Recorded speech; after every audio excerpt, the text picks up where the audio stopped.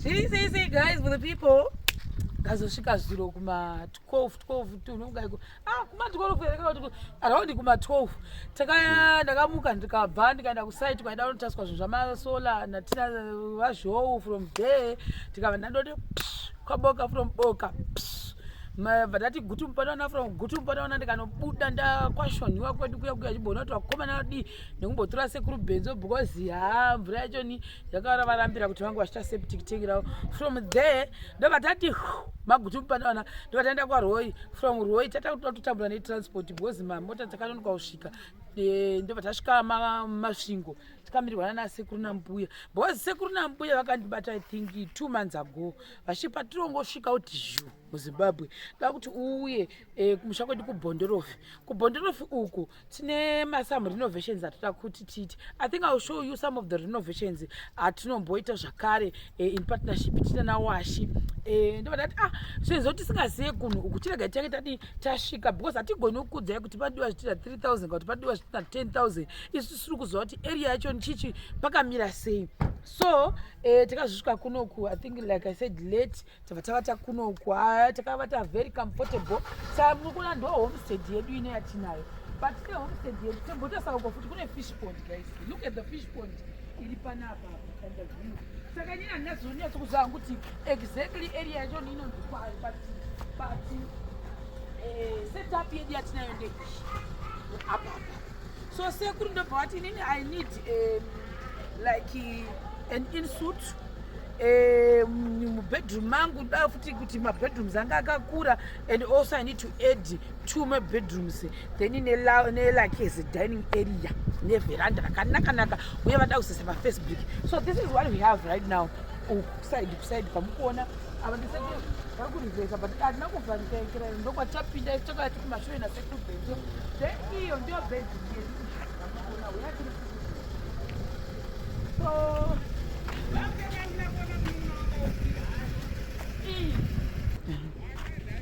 achidudunura musoro wangu guys dakunosvika mangwani ndifana urukwa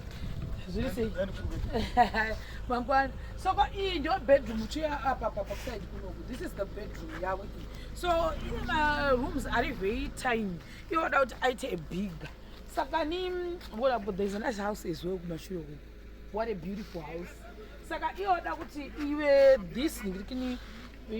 main house yawo ite a little bit of a modern house ine chirungu chese. Saka tatero tasvika pepe ndikati no mona chise kuruka ina ndidita zvinhu I think vanoshanda neni kazhinji kacho andidita zvinhu zvine shortcut. So inini andite zvekudraw ma plans. So what we will do is tazviona kuti pane iyi nezvazvakaita neiyo iri ukokokoko nokuti vanga vasingabva vachiti handi kuti ibakwe but at the end of the day ichazonobatana futi kati apa patakuda an expert toda kuti Washington anga achisvika panapa ina handidi kuti because handidi kuita system yekuti ndinoda kukara mari wakara mari woti sekuru nambuya harga ndivati tinogona kubudisa imba yakaita so Washington ouya uchadzoka futi I think next weekend will be here na Washington zvakare muchamuona auya Washington toti atigone kuti designira and munoona sasa ndikutaura kumashure kudai tisusu tina architect that's Washington. Taita bedroom yedu iyo taita kitchen iyo zviri separate zvochibuda sei kuti zvinhu maybe zvibatanidzwe kana kuti zvibude sedesign dzavari kutaura ivo mumusoro mavo kuti ini ndoda kuti zvibude so ndo pari kuuya Washington. Ini ndo chizoya nemabuilders vangu vanenge vakuchishanda nechinhu chadrowa naWashington ndokuti pabude chinhu chakanaka uye tisingafungiri kuti measurement inofanira kubuda apapa veranda inofanira kuita apa. Saka ndo paipa ndaiti I work in partnership nema-engineers ndo engineer mutanga that's the person wekuti kana ndichida zvinhu zvinoda engineer ndo vandinobva ndabata then tobva toti architect kana tisingadi kuzii zvokudhura zvokuvaka imba pandinoramba paipa kuti kazhinji handidi kuti tivake imba yekuti ndiri kuona a screenshot from Pinterest zvisina measurements. That's when pandinogara chiti kuna vanhu vazhinji vanenge vachitaura neni ndovati No, in guys, you know that something chiri drawn, a properly drawn plan. I'm not saying to Washington don't know good draw. Sometimes I channel my plans and guti munananga draw sa kudara or plan your todi tondo waka. I got a problem which I go it's a different architect and gaga to it right chirao. I could not turn chego footy. Ndemu anga kaitawo zvakare design iyoyo yakewo saka inini personally ndakazvimirira I prefer kushanda nechinhu chisina shortcut handidi shortcut but tikaita shortcut tikaita chinhu chokufungira tafurirana tanyengerana pachabuda a wrong design ichazotsakusa sekuru nani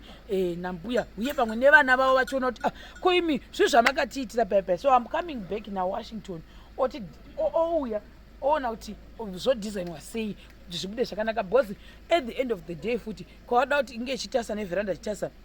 hatisi kuda vari kuti handisi kuda zvakare imba inobuda seclassroom block rechikoro. So ndio pandati inini papapa zvina kushata Washington will be here otibatsira kuti sei kudesign. Guys, for the people ndakapfeka skate yambuya and guys ndadzikira bwana ndikura dzembuya wacho buya inde people. Yeah, guys. Ndati manje ndasvika guys because inini ndakangopamba zvekuti chifungwa padhuze chati chakasira kusvika ndati ndinonokawana transport saka ndikabva ndati mbuya ndipewe ndipewe chekubata nacho ndo vakapiwa chekubata nacho ndati handina skate one basket ndatoshamisika ndichikona skate yangu mbuya chimbotiudzai kuno Charumbira ndiye chief wedu asi kuno kwedu kwadiri kwamunongo chikoro chatoona chiri mhiriko chonzi chipani Munongo school ndaende utaridze Munongo school taita sekuru beni vakandiperekedza moro sei vanhu sekuru beni makadi machama aiwa tiripo kuche mativi vachiti kusabatika asi tiripo apara iyo chikoro ichocho ndo chiri kunzi Munongo icho sekuru ava vari kumbotaura so ndo vakatitora zuro ava tisiuya padhuze nepesi vakando vakatigarira kusvika tati tazouya navo nemota vanhu vamwari sekuru ava vanomanya nemota sekuru mumanyi kwazvo nemota imi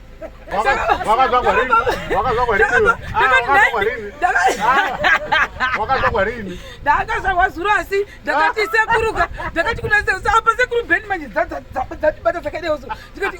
iwe sekuru ava ndo makore avo vaita vachidhiraivha kusu vanoitaita vanhu avava tatozvijaira takabata yaista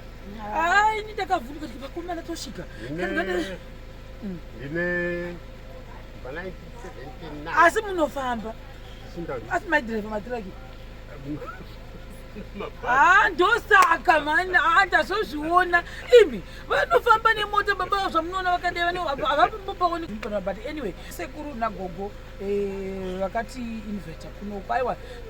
guys tanzi 7 o'clock come uye mulesere vita kumusha saka but ndakazofarira chinhu 1 tichitaura nyaya 1 tiri tese tinobva kumasema nambuya kana tadirira ndakafara zigaidzi kati zvamuri next ndo zvenhai mbuya but anyway next weekend chetinawashi pano zvakare da kuchinja sketi yambuya ndiisi vakati siketi yangu ndati mbuya ndisaka ndasilima zvenyu ndakukwana sketi yenyu isketi yambuya ndaidhauta ndikatoti haya pamwe haindikwana asi ndakwana ndakashanda zvembuya ndakashanda dumbu zeneni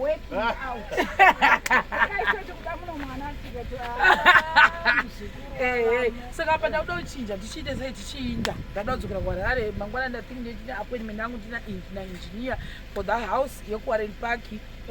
prepare ndida kuda kuchinja saka ni guys for the people I'm saying if you want my plans are drawn ndibatei Washington is there kana muda kuti munenge mune ma-structural engineering design zvakare engineer yedu I think I will show you that plan mangwana zvakare yandichatambidzwa naengineer Mutanga vatopatina navo when it comes to my buildings another special foundation ndo zvatichita mangwana then from there I think toona kuti kunenge kuchikwanisa kuti tinge chitanga kuti commence with the work here from tomorrow kana kuti kwete saka ndizvo guys for the people I'll also show you takuenda komuchiona vanhu vekuno KwaChief Charumbira takushandira kuBhondorofi handiti ndichaita a vlog when we're traveling tiri kubhek kwedu ikoko kumota saka ni ndizvozvo guys, bye bye.